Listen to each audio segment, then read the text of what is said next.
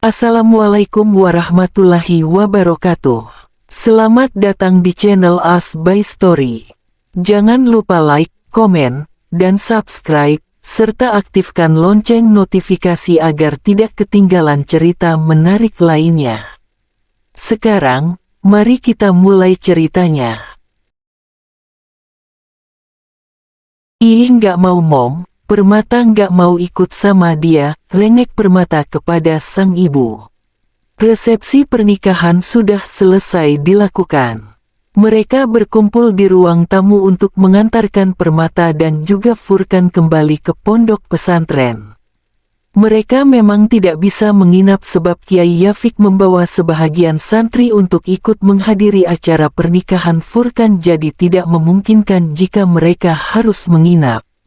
Semua barang Permata telah selesai dimasukkan ke dalam koper oleh ibunya, tetapi ia malah merengek seperti anak kecil. Mau berapapun orang yang membujuknya, ia tetap teguh kepada pendiriannya. Ia menolak ikut dengan Furkan. Permata, gimana konsepnya lo nggak ikut sama Furkan, kan udah nikah, Devano? Ya nggak mau, titik nggak pakai koma. Permata duduk di tangga dan mengeratkan pegangannya pada pembatas tangga tersebut. Permata, saya ngerti kamu berat berpisah dengan keluargamu. Tapi saya usahakan kita bisa berkunjung ke rumah orang tuamu setidaknya sekali sebulan deh ya, bujuk Furkan. Furkan berjalan ke arah Permata, tetapi Permata malah memberi isyarat lewat tangannya agar tak berjalan maju lagi. Berhenti di sana. Gue bilang nggak mau ikut, kekeh Permata. Furkan menghentikan langkahnya dan menatap ke arah Umi Maryam, tetapi Umi Maryam hanya mengangkat bahu.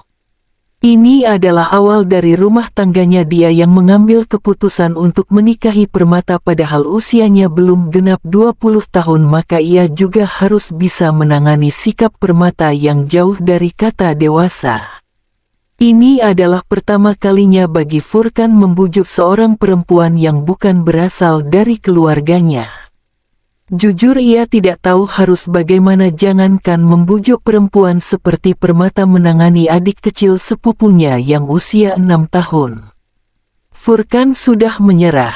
Sekarang ia tidak bisa meminta bantuan siapapun, tidak mungkin kan meminta orang lain membujuk Permata.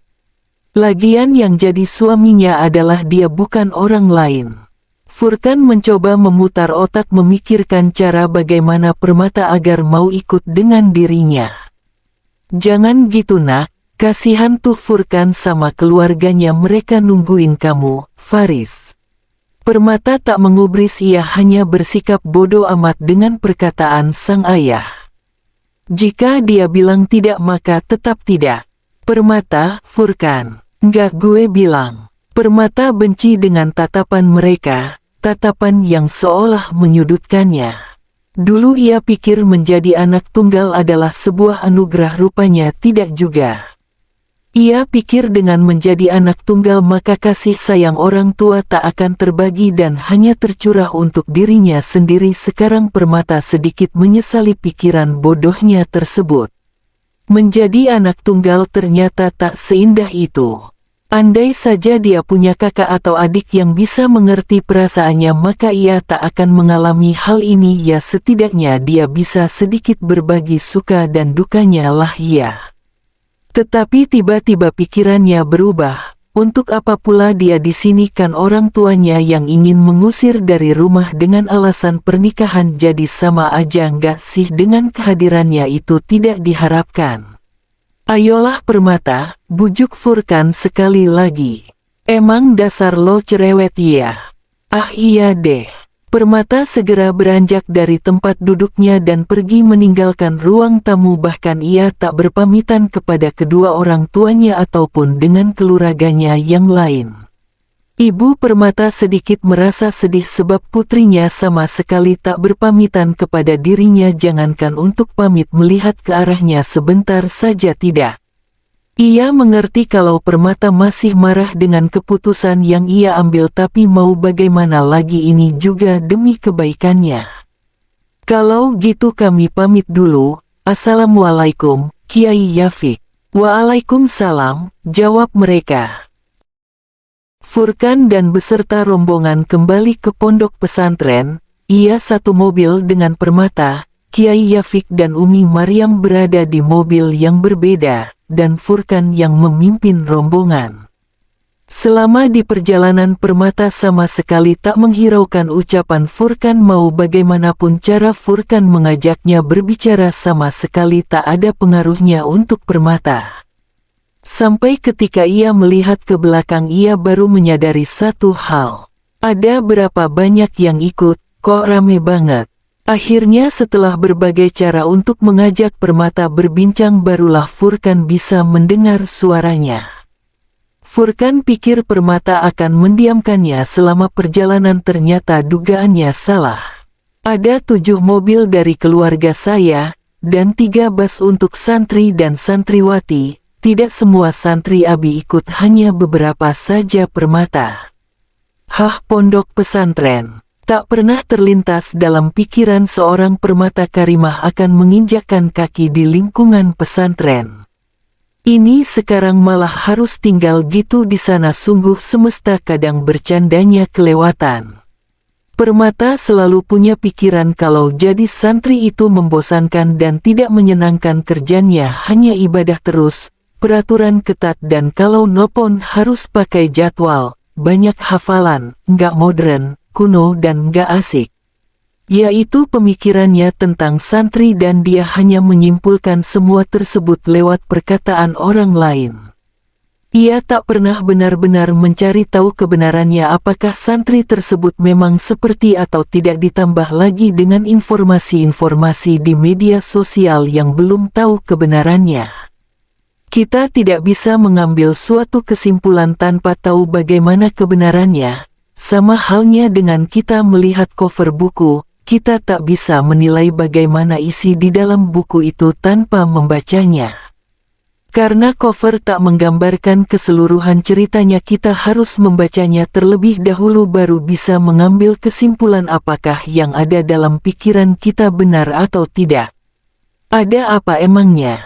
Nggak ada, gue cuman nanya aja.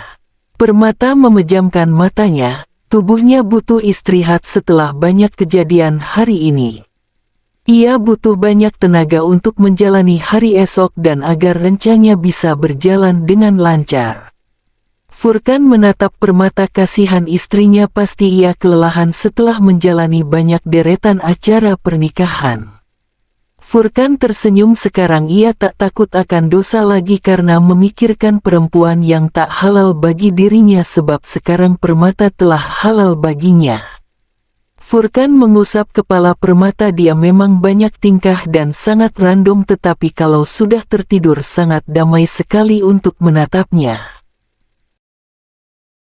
Furkan dan yang rombongan tiba di lingkungan pondok dan para santri juga para guru yang mengajar di sana sudah bersiap menyambut kedatangan mereka. Alunan sholawat pun mengiringi kedatangan mereka. Permata yang pertama kali menginjakkan kakinya di pesantren tentu saja kaget. Ini sebenarnya lagi ada acara apa sih, kok kayak pesta gitu ya, pikirnya. Tetapi ia hanya diam, ingin bertanya kepada Furkan. Ia gengsi jadi lebih baik menyimpannya sendiri. Saat Furkan turun dari mobil, mereka semua membungkuk hormat. Kebingungan Permata pun di sana semakin penasaran. Ini sebenarnya ada apa sih, kok makin gak jelas. Lah ngapain mereka membungkuk gitu di hadapan tuh orang, lagian juga bukan presiden, gumam Permata. Selanjutnya disusul oleh Kiai Yafik dan Umi Maryam. Mereka menyapa para santri dengan ramah. Permata benar-benar merasa lelah. Ia memperhatikan sekeliling dan semua mata tertuju padanya. Para santri itu juga tersenyum pada Permata dan Permata membalas senyuman mereka. Entahlah alasan pastinya mengapa mereka tersenyum kepada dirinya juga nggak tahu, padahal ini baru pertama kalinya dia kesini. Atau di kehidupan sebelumnya ia pernah di sini, tapi masa iya? Dalam Islam kan nggak ada yang namanya reinkarnasi. Ayo Permata masuk, kamu pasti lelah, ajak Umi Maryam. Permata mengangguk, Ya benar sekali, dirinya sangat lelah dengan segala aktivitas hari ini. Furkan membantu membawa barang-barang Permata. Saat masuk ke dalam rumah ada banyak tulisan-tulisan Arab yang tak ia mengerti. Furkan mengajak Permata untuk ke kamar, kasihan juga dia. Tadi Permata memang sempat tertidur namun hanya sebentar.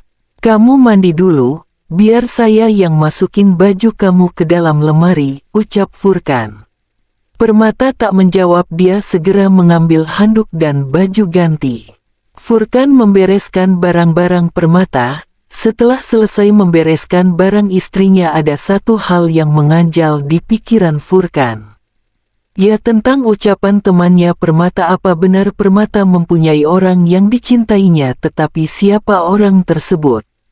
Tak lama Permata selesai mandi. Ia berjalan ke arah sofa dan membaringkan tubuhnya di sana. Kenapa tidur di sana? Ya, gue mau tidur di sini, emang masalah gitu buat lo. Furkan menghela napas, dia hampir lupa kalau Permata belum menerima dirinya. Ia harus bisa mencari cara agar mampu mengendalikan sifat Permata, jika tidak maka Furkan akan gagal menjadi imam yang baik untuknya. Masalahlah, nggak ada ya, suami istri tuh tidurnya pisah. Kamu pikir saya ngucapin kobil tuh tadi hanya candaan? Permata memalingkan wajahnya. Bukan candaan sih, tapi sebuah kesalahan. Seharusnya tuh dia menikah dengan orang yang ia cintai, bukannya menikah dengan lelaki yang lebih tua darinya. Ganteng sih, tapi tipe Permata itu yang seumuran dengannya. Dan Furkan sama sekali tidak termasuk ke dalam kriteria pencaharian calon yang diinginkan Permata. Memenuhi syarat sebagai calon suami saja dia tidak. Gini ya, kita tuh setidaknya berjarak 1 kilometer, kamu paham kan? 1 km. Iya. Jangan bercanda kamu Permata, jarak pesantren ini saja nggak sampai 1 km. Furkan berjalan ke arah Permata dan menarik tangannya untuk tidur di kasur, tetapi Permata malah menolak dan menginjak kaki Furkan. Furkan memegang kakinya, sedikit terasa perih. Dia nggak menyangka kalau Permata punya tenaga yang cukup kuat, buktinya aja ia bisa kesakitan sepertinya. Permata tersenyum dalam hati.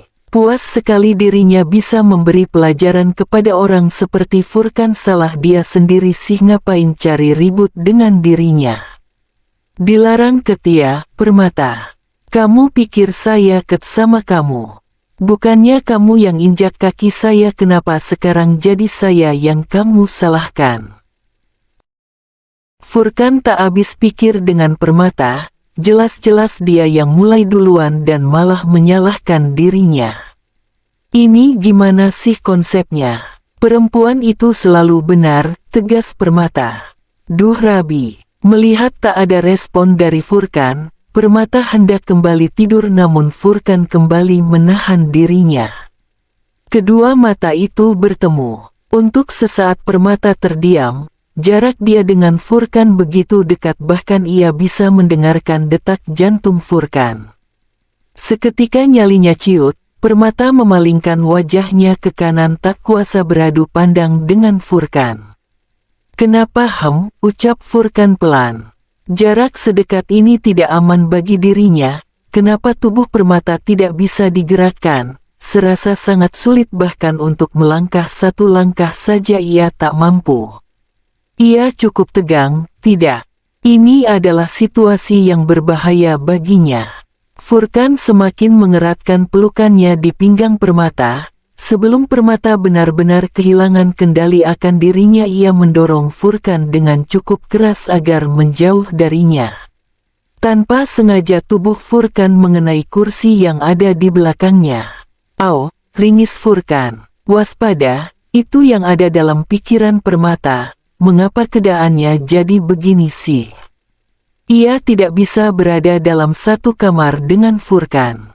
Sama sekali tak boleh. Tapi bagaimana caranya dia agar tak satu kamar dengan Furkan? Kan mereka suami istri, semua orang tahu mereka sudah menikah. Aneh sekali rasanya jika mereka harus pisah kamar padahal baru menikah. Dan ia yakin kalau Furkan sama sekali tak akan setuju dengan keputusannya ini. Lo jangan macam-macam ya. Kenapa? Nggak ada yang akan larang kok, kan kita sudah halal, jawab Furkan dengan santainya. Ucapan yang terlontar dari bibir Furkan sangat membuat Permata kesal. Ini nih salah satu alasannya kenapa dia tidak ingin menikah dengan orang yang lebih dewasa darinya. Baginya menikah dengan orang yang lebih tua dari kita sama saja menjerumuskan diri ke dalam penjara. Bagaimana tidak, mereka yang lebih dewasa biasanya suka mengatur, memberi banyak larangan dan masih banyak lagi karena mereka menganggap diri mereka itu sudah dewasa dan kita adalah anak-anak. Secara tidak langsung kita harus menuruti perkataan mereka.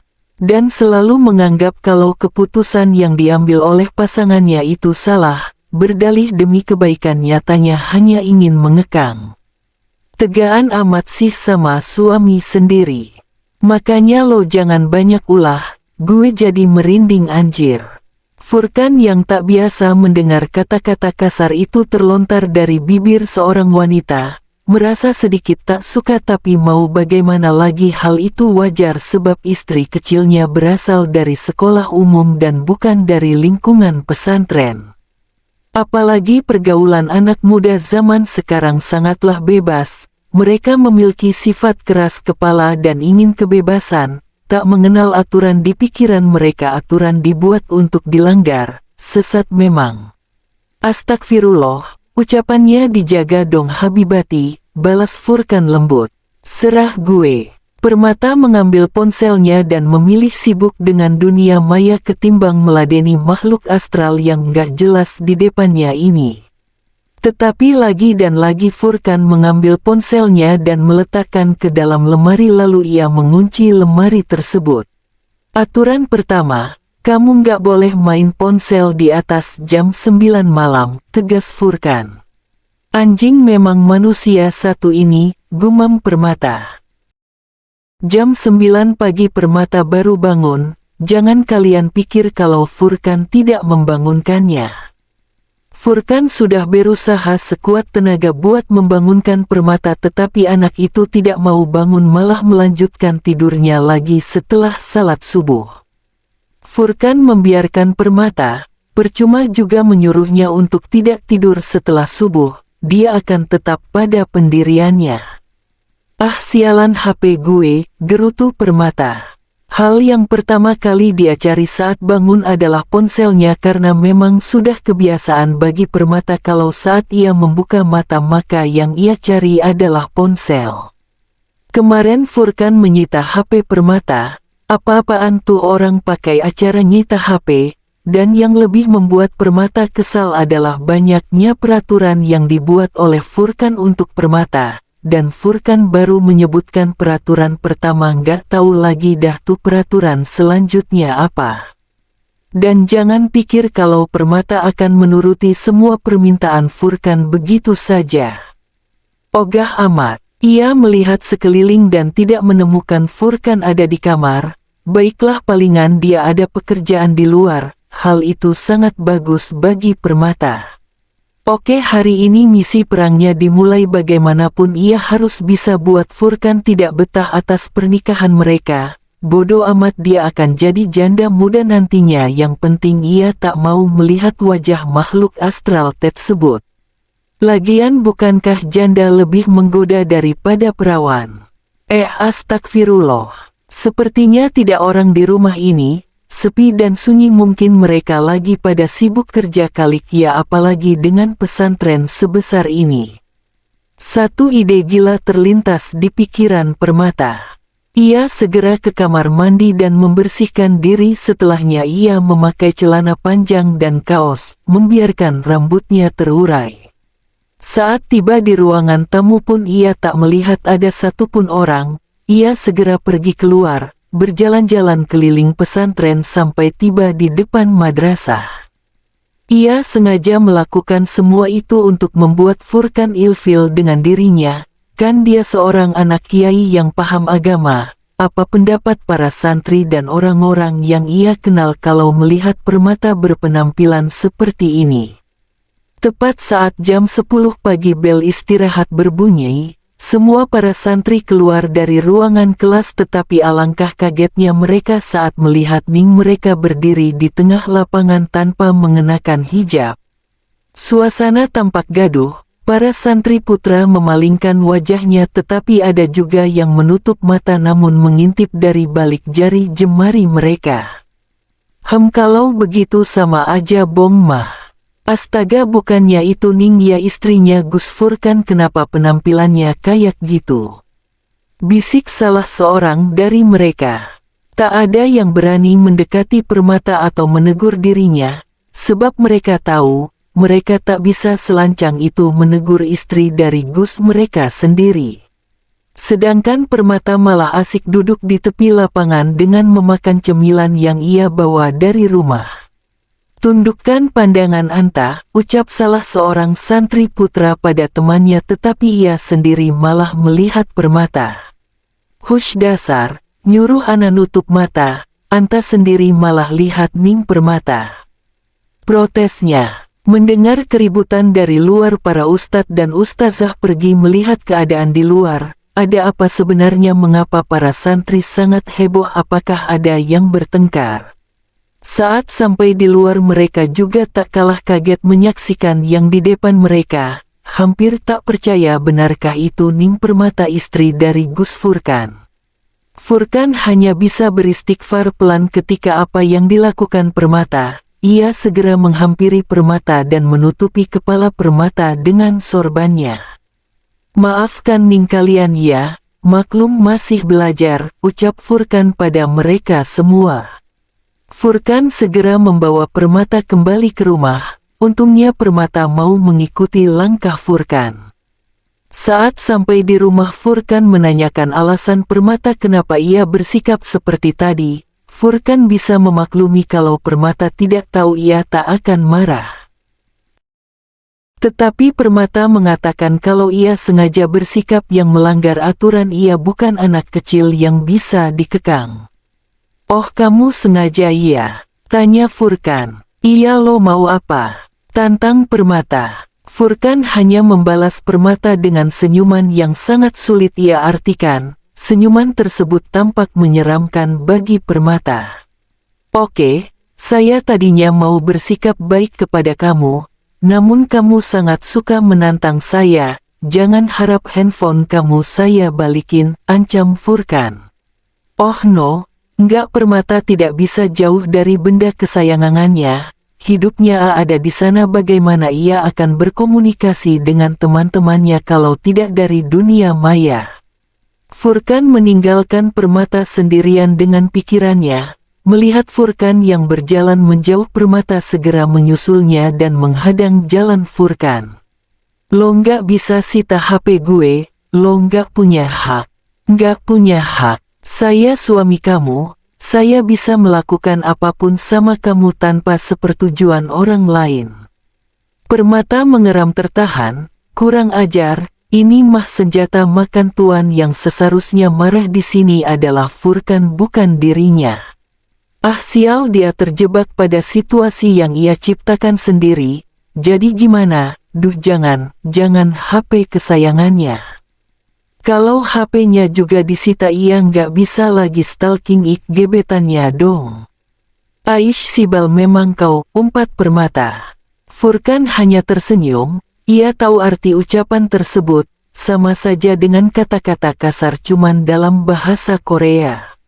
Furkan kembali melanjutkan langkahnya, tetapi Permata melemparnya dengan botol minuman kosong dan tepat mengenai kepala Furkan. Balasan dari Furkan hanya lambaian tangan. HP gue Furkan, lo emang dasar ya Aish, astaga dasar makhluk astral, teriak Permata. Tetap saja Furkan mengabaikannya, membiarkan Permata dengan amarahnya. Tak ada gunanya meladeni orang seperti Permata. Dia anak tunggal, jadi sifat keras kepalanya hanya bisa dilawan dengan kelembutan juga sedikit ketegasan. Apapun akan dilakukan Permata untuk mendapatkan HP-nya kembali. Oke, Furkan menaruhnya dalam lemari bukan? Kuncinya pasti ada di sekitar sini. Apa sulitnya mencari sebuah kunci? Permata mulai membuka satu persatu laci yang ada di dalam kamar, tetapi ia tak menemukan kunci lemarinya. Di mana sih makhluk astral itu menyembunyikannya? Permata mencari lagi di balik bantal dan selimut, mana tahu Furkan menyembunyikannya di sana. Setelah mencari beberapa menit, Permata tak bisa menemukannya juga. Dia stres, kalau begini terus ia bisa cepat tua sebelum waktunya. Percuma dong dia perawatan selama ini buat kecantikan. Mana skincare yang ia beli nggak murah lagi. Nggak, ia harus tetap tenang untuk menjaga kestabilan emosinya. Tapi gimana woi, ini hati dan pikirannya bertolak belakang, nggak bisa diajak kerja sama. Permata hendak menyusul Furkan untuk menanyakan di mana kunci lemari itu ia sembunyikan. Saat Permata hendak membuka pintu kamar, pintunya terkunci. Bangsat kau Furkan, emang kagak ada akhlak sama istri sendiri. Masa iya gua dikurung di kamar? Gue bukan orang utan yang dikurung di kandang. Bangsat, maki Permata. Setelah insiden beberapa hari yang lalu dengan Furkan, sepertinya Permata tidak pernah kapok, buktinya selalu ada tingkahnya dan Furkan hanya menanggapinya dengan senyuman. Ia hampir kehilangan akal untuk mengatasi tingkah istrinya. Senakal-nakalnya para santri tidak ada yang bisa mengalahkan kenakalan Permata. Untungnya Furkan tidak berubah pikiran untuk memberi izin kuliah bagi Permata. Mungkin memang bukan di Unpad. Kampus tersebut cukup jauh dari tempat tinggalnya Furkan dan Permata. Ia juga tidak bisa tenang kalau membiarkan Permata untuk kos, terlalu berbahaya. Ada kampus yang tak terlalu jauh dari lingkungan pesantren, di sana akreditasinya juga bagus, jadi tak ada masalahnya. Meski banyak tingkah Permata selalu menyempatkan belajar tiap hari, itu pun tak ada paksaan dari Furkan. Ia belajar atas keinginan dirinya sendiri. Dalam 3 bulan lagi Permata akan segera menjadi mahasiswa. Furkan berharap Permata tak terlalu bersedih karena tidak bisa kuliah di kampus impiannya. Furkan selalu mencoba memberikan yang terbaik untuk Permata, baik bagi kehidupan maupun pendidikannya. Kalian lihat nih, kalian nggak? Tanya Furkan kepada para santri putri. Nggak Gus. Kami nggak lihat nih Gus.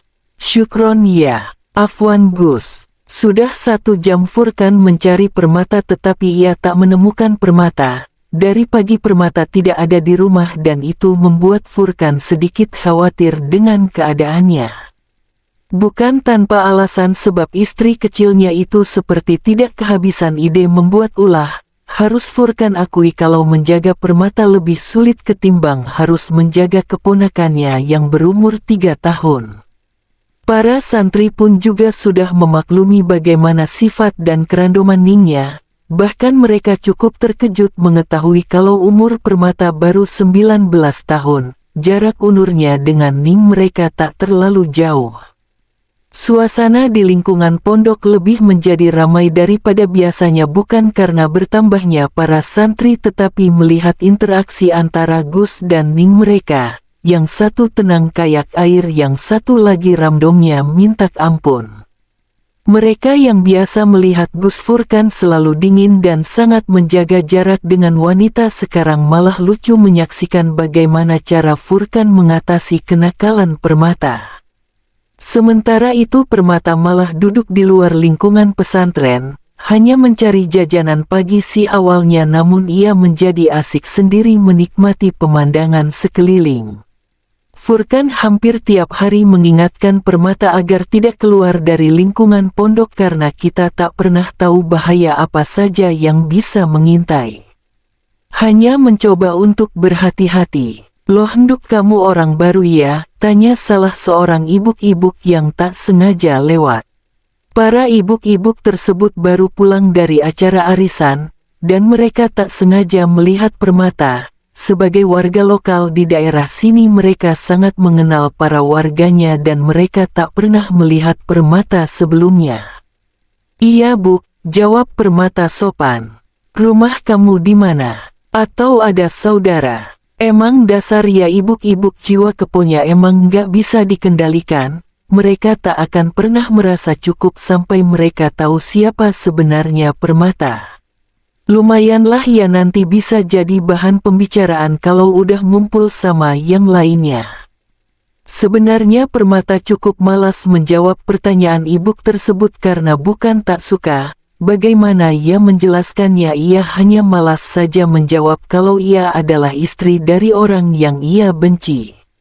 Saya istrinya Furkan Bu. Oh alah istrinya Gus Furkan toh, kirain tadi siapa, kamu kayak kelihatan muda banget loh. Permata tersenyum canggung. Panjang nih urusannya kalau berkaitan dengan ibuk-ibuk kompleks, tadinya ingin mencari ketenangan kalau begini malah gibah mah ujung-ujungnya. Mereka juga tak menyangka kalau Permata adalah istrinya Furkan, mereka kira Permata adalah salah satu saudara dari warga kampung di sini.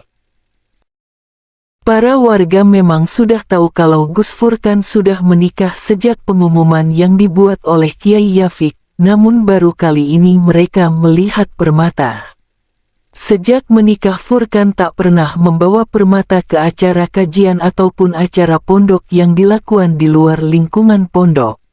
Bukannya Furkan tak ingin mengajak Permata, ia sudah pernah mengajak Permata beberapa kali untuk ikut dengan dirinya, tetapi Permata sendiri yang selalu menolak ajakan dari Furkan. Ia mengatakan acara seperti itu sangatlah membosankan. Dan ia juga tidak suka tempat ramai padahal ia belum pernah mencobanya sekalipun. Alasan yang sebenarnya adalah Permata tidak mau dekat-dekat dengan Furkan. Kamu umur berapa Ning?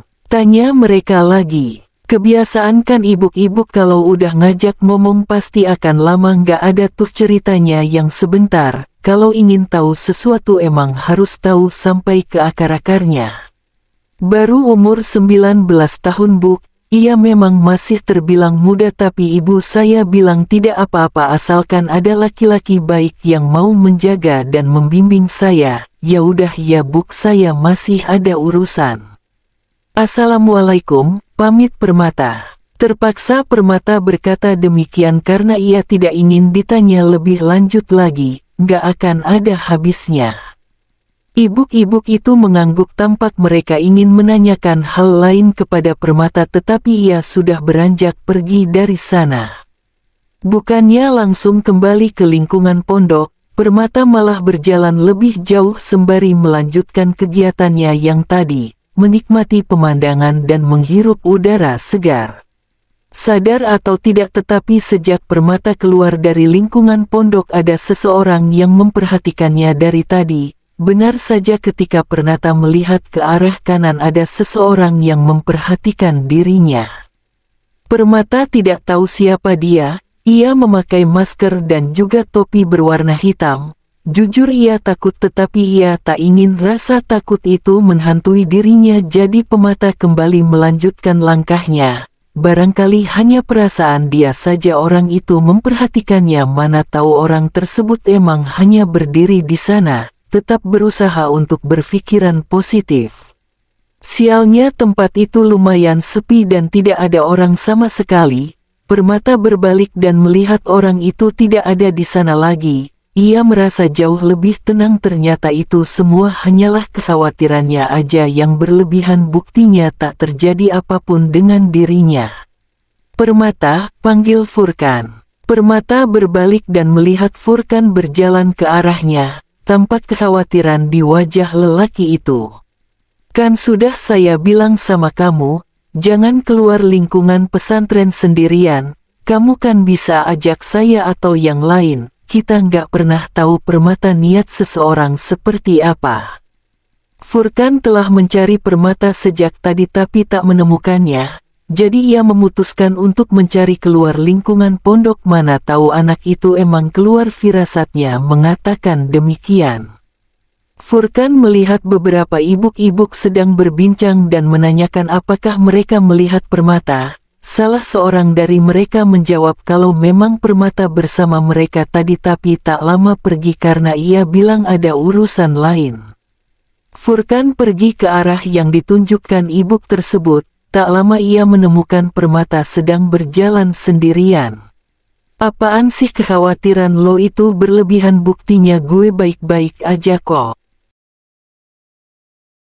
Bersambung.